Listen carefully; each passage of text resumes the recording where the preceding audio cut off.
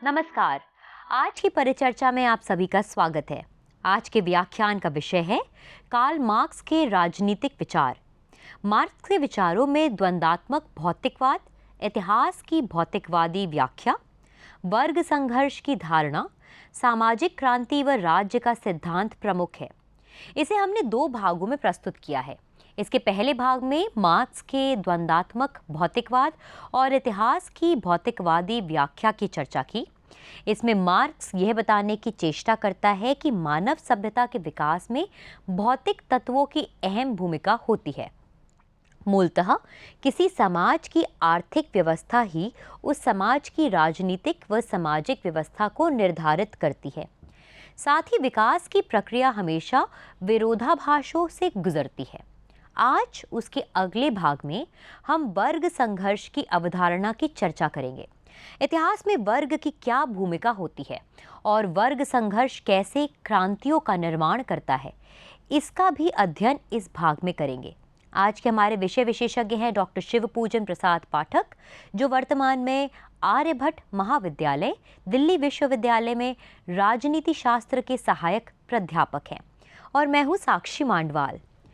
प्रस्तुत आलेख के प्रमुख उद्देश्य इस प्रकार हैं: वर्ग संघर्ष की अवधारणा को समझना, वर्ग संघर्ष की उत्पत्ति को जानना, क्रांतियों पर विचार एवं मार्क्सवादी राज्य की अवधारणा।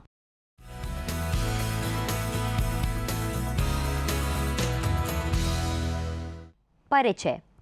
कार्ल मार्क्स के चिंतन में वर्ग संघर्ष की अवधारणा विशिष्ट स्थान रखता है, क्योंकि इतिहास की भौतिक व्याख्या या आर्थिक नियतिवाद से वह यही सिद्ध करना चाहता है कि समाज सदियों से वर्गों में विभाजित है। ये वर्ग ही सामाजिक परिवर्तन का आधार बनेंगे। मार्क्स के चिंतन का विकास ही संघर्ष से होता है। प्रत्येक वस्तु या विकास की अवस्था के अपने विरोधाभास हैं, जो समाज में परिवर्तन का कारण बनते हैं। दूसरे शब्दों में इतिहास का विकास ही वर्ग संघर्ष से होता है।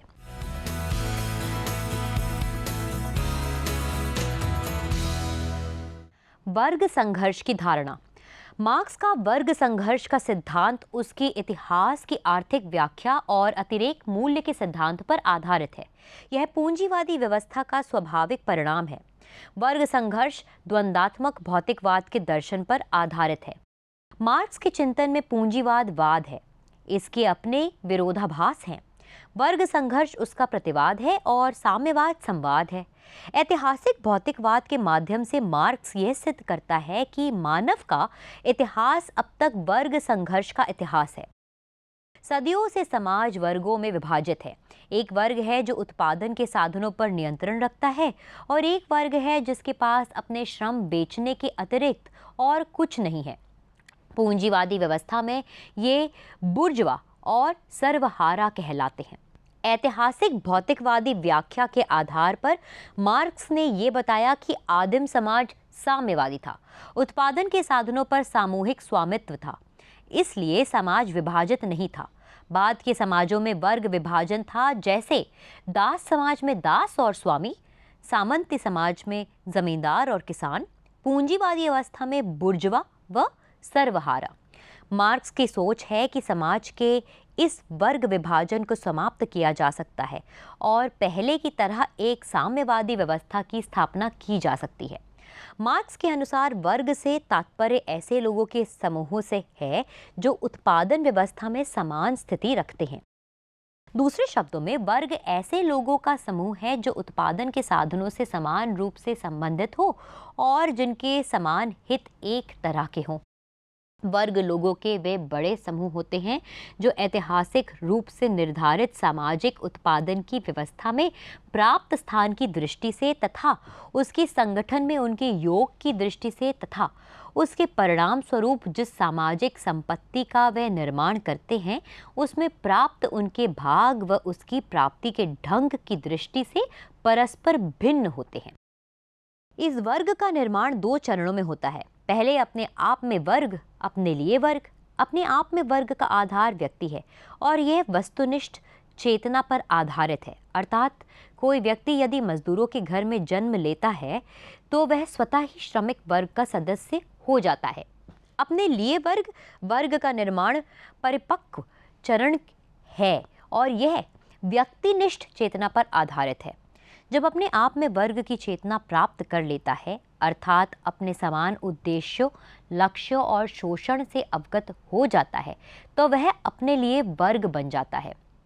क्रांति के लिए यह अनिवार्य है कि अपने आप में भी अपने लिए वर्ग का रूप धारण कर ले। वर्ग संघर्ष उत्पन्न होने का कारण पूंजीवादी व्यवस्था स्वयं ही है।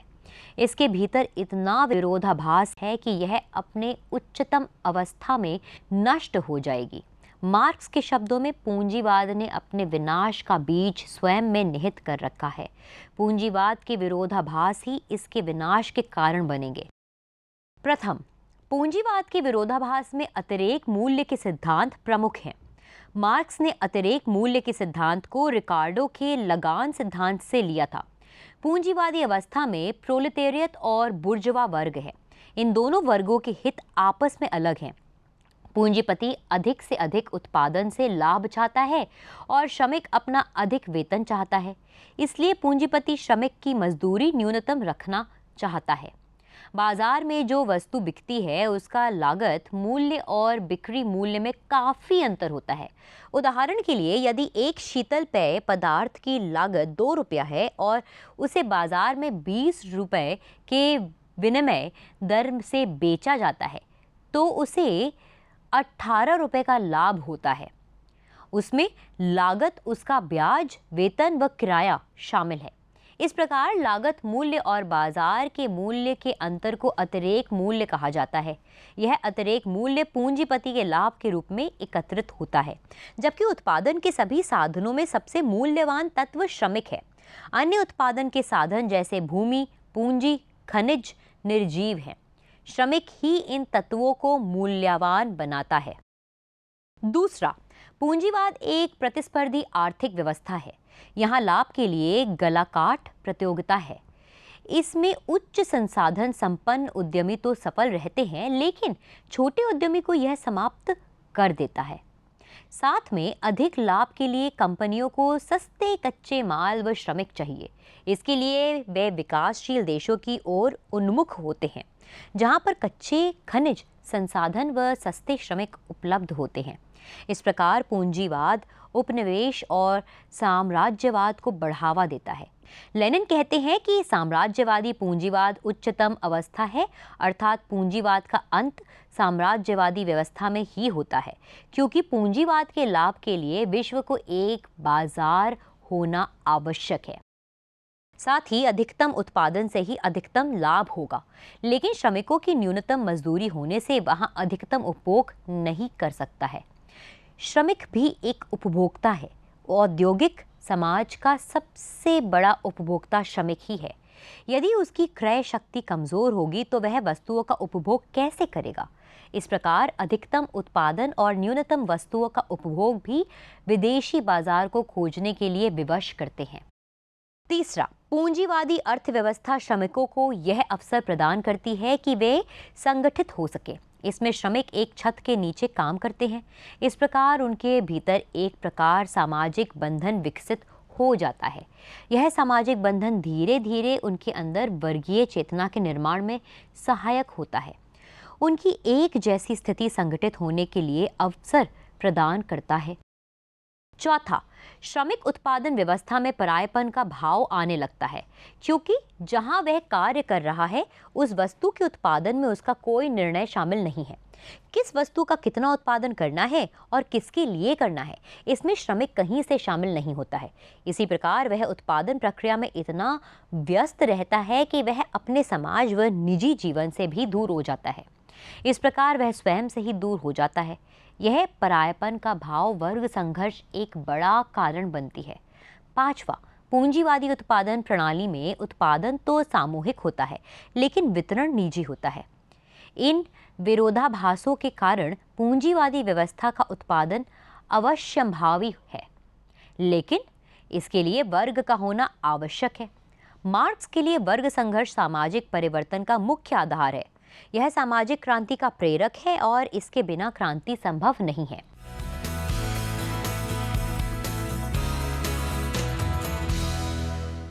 क्रांति की अवधारणा। क्रांति का अर्थ है किसी भी व्यवस्था में हुआ एकाएक परिवर्तन। यह समाज के राजनीतिक, आर्थिक और बौद्धिक जीवन में मौलिक परिवर्तन करता है। यह कोई आकस्मिक नहीं, वरन नियम आधारित घटना होती है, जो सामाजिक विकास की एक निश्चित स्थिति में विद्यमान जीवन की भौतिक अवस्थाओं और उसके अंतर्विरोधों के फलस्वरूप उत्पन्न होती है। मार्क्सवादी अवधारणा में क्रांति का अर्थ उत्पादन के संबंध में हुए परिवर्तन से है।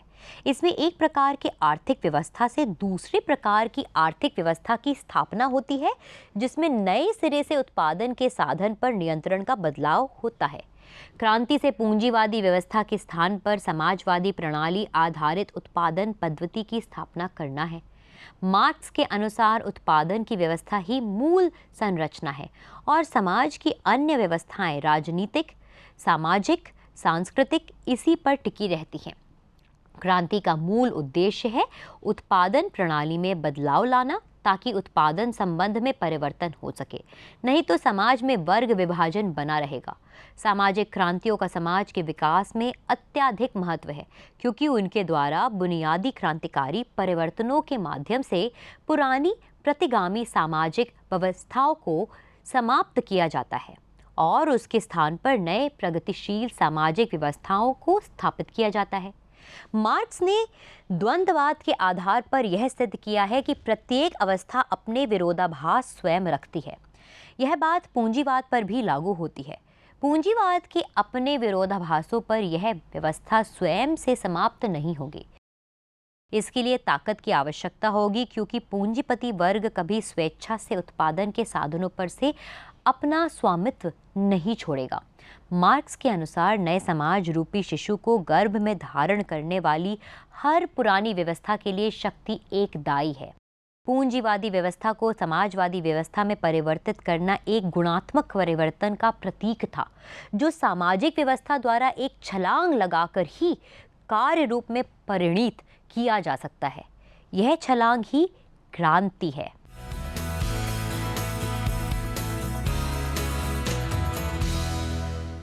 सर्वहारा का अधिनायक तंत्र, डिक्टेटरशिप ऑफ प्रोलेटेरिएट। समाजवादी क्रांति के फलस्वरूप जिस नई राजनीतिक व्यवस्था को स्थापित किया जाता है, वह सर्वहारा वर्ग को अधिनायक तंत्र की व्यवस्था होती है। क्रांति के बाद पूंजीवादी उत्पादन प्रणाली को हटा दिया जाता है। यह संक्रमणकालीन अवस्था है, जिसका उद्देश्य वर्ग विहीन व राज्य विहीन समाज की स्थापना करना है। इसका मुख्य कार्य पूंजीवादी व्यवस्था के अवशेषों को समाप्त करना तथा समाजवादी व्यवस्था की स्थापना करना है। मार्क्स के अनुसार यह व्यवस्था की अब तक की सबसे अधिक जनतांत्रिक व्यवस्था होती है, क्योंकि इसमें वास्तविक दृष्टि से समाज के बहुमत का शासन होता है। इसका निर्माण श्रमिकों द्वारा किया जाता है। उत्पादन के साधनों का राष्ट्रीयकरण करके उनके माध्यम से मनुष्य के द्वारा मनुष्य का किए जाने वाले शोषणकारी व्यवस्था को समाप्त किया जाता है। उत्पादन व्यवस्था का संचालन ढंग से होता है कि प्रत्येक व्यक्ति को अपने श्रम के बराबर पारिश्रमिक प्राप्त हो सके। इस तरह यह व्यवस्था साम्यवादी समाज की स्थापना के लिए आवश्यक आधार भूमि तैयार करती है। मार्क्स के अनुसार सर्वहारा का अधिनायक तंत्र गुणात्मक रूप में नए प्रकार का राज्य है और पहले सभी राज्यों से भिन्न है। पहले वाले सभी राज्य शोषक प्रवृत्ति के थे। वे समाज में इस उद्देश्य से वर्ग विभाजन को बनाए ही नहीं रखते थे, वरन उसे सुदृढ़ भी करते थे। सर्वहारा वर्ग का अधिनायक तंत्र श्रमिकों का शासन है, जो पूंजीवाद को समाप्त कर एक नए समाज की रचना करता है, जिसमें ना पारस्परिक विरोधी वर्गों का अस्तित्व रहता है और ना शोषण। साम्यवादी समाज में यह प्रथम महत्वपूर्ण चरण है, जो उसके निर्माण हेतु विभिन्न तरह के कार्य करता है, जिन्हें हम रक्षात्मक, रचनात्मक और शैक्षणिक उपशीर्षकों में बांट सकते हैं। सर्वहारा अधिनायक तंत्र में वर्ग संघर्ष पूर्णतः समाप्त नहीं होता है। पूंजीपति वर्ग अपनी पराजय को आसानी से स्वीकार नहीं करता, इसलिए रक्षात्मक उपाय आवश्यक है।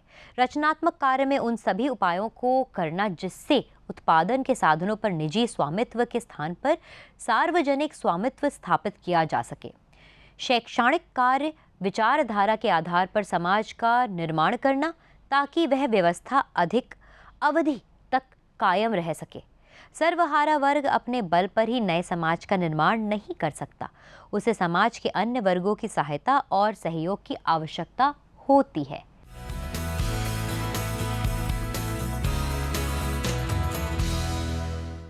राज्य का सिद्धांत, थ्योरी ऑफ स्टेट।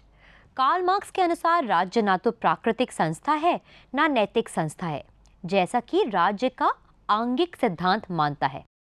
यह एक कृत्रिम संस्था है, परंतु यंत्रीय सिद्धांत के मान्यताओं के विपरीत वर्ग संघर्ष ना तो जनसाधारण की इच्छा की अभिव्यक्ति मानता है, ना परस्पर विरोधी हितों के सामंजस्य का उपकरण स्वीकार करता है। मार्क्स के अनुसार राज्य उस समय अस्तित्व में आता है जब निजी संपत्ति के आधार पर समाज दो परस्पर विरोधी वर्गों में विभाजित हो जाता है। राज्य जो वर्ग उत्पादन के साधनों पर नियंत्रण रखते हैं, उसे संरक्षण प्राप्त करता है। लेनिन के अनुसार राज्य सुसंगठित हथियार है जिसके द्वारा समाज का शोषक वर्ग शोषित वर्गों के उत्पीड़न को कायम रखता है।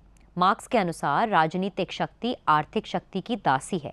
आर्थिक शक्ति से संपन्न वर्ग प्रभुत्वशाली वर्ग और पराधीन वर्ग है। राज्य और समाज में स्पष्ट भेद स्वीकार करते हुए यह मानता है कि समाज एक प्राकृतिक संस्था है जो सदा से चली आ रही है, परंतु राज्य एक कृत्रिम संस्था है जिसका निर्माण संपूर्ण समाज के हित साधन के लिए नहीं हुआ है, बल्कि धनवान वर्ग अपने स्वार्थ साधन के लिए किया है। राज्य पराधीन वर्ग के शोषण का साधन है। लास्की भी मार्क्स की तरह राज्य को शासक वर्ग के हाथ में शासित वर्गों के शोषण का साधन मानते हैं। यूनान के नगर राज्य और रोमन साम्राज्य एवं गणतंत्र गुलामों के उपकरण थे जिनके हाथ गुलामों का शोषण और उत्पीड़न जारी रखते थे। मध्य युग के सामंती राज्य भूदासों और किसानों के शोषण और उत्पीड़न के लिए जागीरदारों और जमींदारों के उपकरण थे। आधुनिक पूंजीवाद में लोकतंत्र भी शामिल है। पूंजीपति श्रमिकों के शोषण और उत्पीड़न के उपकरण हैं। राज्य के वर्ग सिद्धांत के प्रवर्तक कार्ल मार्क्स ने कम्युनिस्ट मैनिफेस्टो में लिखा है कि सही कहा जाए तो राजनीतिक शक्ति एक वर्ग का उत्पीड़न करने के लिए दूसरे वर्ग की संगठित शक्ति मात्र है। एंजल और लेनिन ने भी राज्य के इस वर्ग चरित्र की पुष्टि की है। राज्य का यह शोषणकारी स्वरूप इतिहास के आरंभ से ही बना रहा है, परंतु पूंजीवाद की चरम सीमा पर पहुंचकर अब यह संभव हो सका है कि निर्धन वर्ग अपना शक्तिशाली संगठन बनाकर पूंजीवादी राज्य को समाप्त कर दे। साम्यवादी राज्य शोषणकारी व्यवस्था का अंत करेगा। मनुष्य मनुष्यों पर शासक न रहकर वस्तुओं की व्यवस्था तथा उत्पादन प्रक्रिया को नियमित करेंगे। राज्य विहीन समाज में प्रशासन का कार्य संभालने वाले लोग संपूर्ण समाज के हित का ध्यान रखेंगे।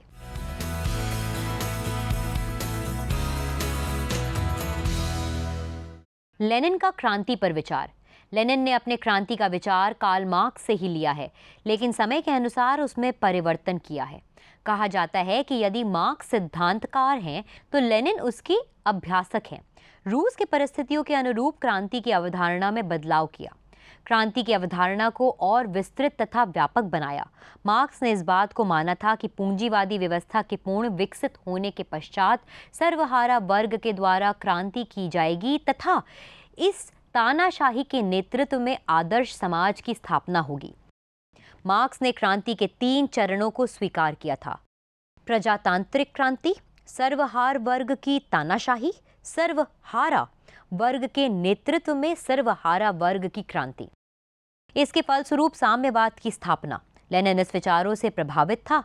जब 1903 ईस्वी में रूस की क्रांति हुई तब रूस के मार्क्सवादी विचारकों ने इस संबंध में 2 प्रकार के मत प्रकट किए। एक मत के प्रवर्तक ट्रॉट्स्की थे तथा दूसरे मत के प्रवर्तक लेनिन थे। ट्रॉट्स्की के अनुसार एक साथ ही कई देशों में क्रांतियां हों तथा यह लगातार हों, लेकिन लेनिन का मानना था कि रूस में क्रांति के लिए उपयुक्त समय है। लेनिन ने अपनी पुस्तक राज्य और क्रांति में इस बात का समर्थन किया कि क्रांति अर्ध औद्योगिक समाजों में भी हो सकती है। मार्क्स का मानना था कि क्रांति पहले विकसित देशों में होगी। रूस एक कृषि प्रधान देश था, इसलिए क्रांति की संभावना क्षीण थी। लेनिन ने रूस में साम्यवादी क्रांति की स्थापना की।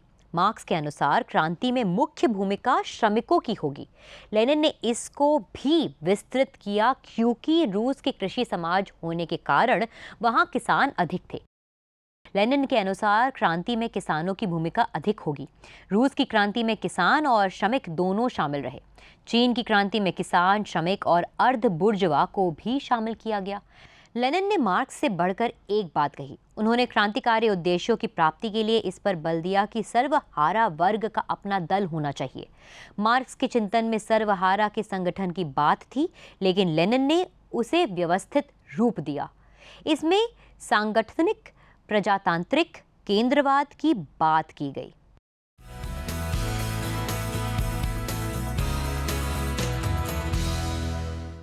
मार्क्स और गांधी के चिंतन में भिन्नता होना स्वाभाविक है, क्योंकि दोनों की चिंतन परंपरा भिन्न है। गांधी साम्यवादी विद्या के विरोधी थे। अनीश्वरवाद तथा हिंसा का जो स्थान साम्यवाद में है, उसके प्रति उनमें सदा विकर्षण की भावना रही। 30 मार्च 1919 को उन्होंने मद्रास में कहा कि आधुनिक भौतिक सभ्यता का ही अपरिहार्य परिणाम बोल्शेविकवाद है। जड़वाद की अनवरत आराधना ने इस युग में एक ऐसी पीढ़ी का सृजन किया है जो भौतिक विकास को ही अपना लक्ष्य मानती है और जीवन के चरम उत्कर्ष से अपना संबंध विच्छेद कर लेती है। यंग इंडिया में 11 दिसंबर 1924 को उन्होंने लिखा, बोल्शेविकवाद क्या है? मैं अभी इसका अध्ययन नहीं कर सका हूँ, क्योंकि इसका आधार हिंसा तथा अनीश्वरवाद है, इसलिए मुझे यह गृहस्य नहीं है।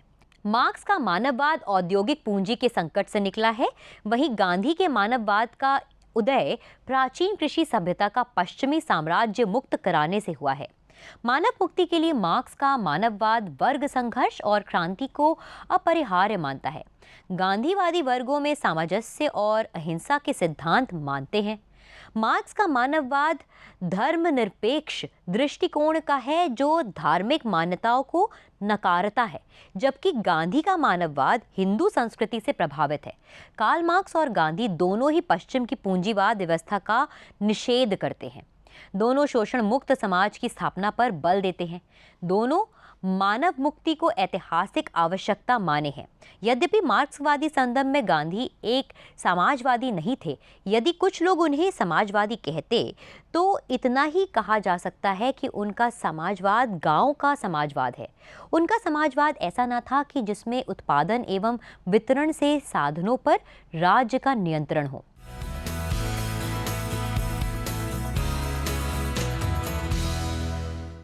आलोचनात्मक मूल्यांकन। कार्ल मार्क्स का चिंतन 20वीं सदी का सबसे प्रभावी चिंतन व दर्शन है। एशिया, अफ्रीका, लैटिन अमेरिका के नवोदित देशों पर मार्क्सवादी चिंतन का काफी प्रभाव रहा है, लेकिन इस चिंतन की भी सीमाएं व कमियां थीं, जिससे पूर्ण रूप से अपनाया नहीं जा सका। सर्वप्रथम मार्क्स के आर्थिक नियतिवाद की समझ अपूर्ण थी। मानव सभ्यता के विकास का वैचारिक निर्धारण कई अवस्थाओं में तीव्र और प्रभावी रहा है। विचार की संरचना भी उत्पादन की प्रणाली को निर्धारित करती है। दूसरा, समाज में दो ही वर्ग होते हैं, यह सही नहीं है। समाज का मध्य वर्ग किसी राजनीतिक व सामाजिक व्यवस्था के लिए अधिक महत्वपूर्ण होता है। तीसरा, राज्य शोषणकारी नहीं होता है। वर्तमान समय में राज्य की भूमिका कल्याणकारी राज्य की है।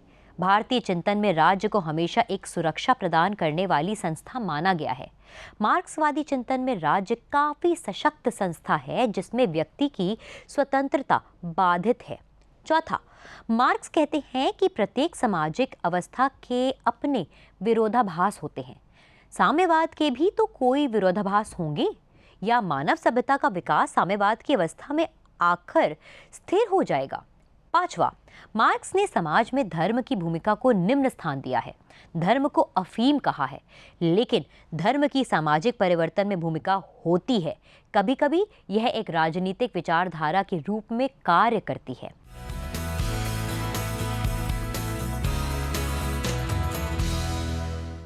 निष्कर्ष।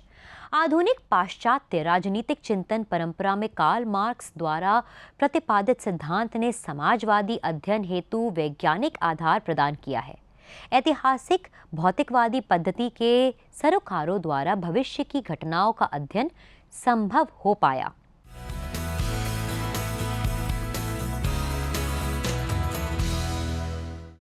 सारांश। साथियों, कार्ल मार्क्स के राजनीतिक विचारों को हमने दो भागों में प्रस्तुत किया, जिसमें हमने द्वंदात्मक भौतिकवाद, इतिहास की भौतिकवादी व्याख्या, वर्ग संघर्ष की धारणा, सामाजिक क्रांति व राज्य के सिद्धांतों की चर्चा की। मार्क्स के चिंतन का सार है कि पूंजीवादी व्यवस्था शोषणकारी है, इसमें बदलाव करना होगा। एक ऐसे समाज का निर्माण करना होगा जो वर्ग विहीन व राज्य विहीन होगा, जिसमें मानव के माध्यम से मानव का शोषण नहीं होगा। इसी की तलाश में कार्ल मार्क्स का चिंतन विशेषकर विकासशील देशों में काफी प्रभावी रहा है। आज हम अपनी चर्चा को यहीं पर विश्राम देते हैं। आपके प्रश्न और सलाह हमेशा आमंत्रित हैं। नमस्कार।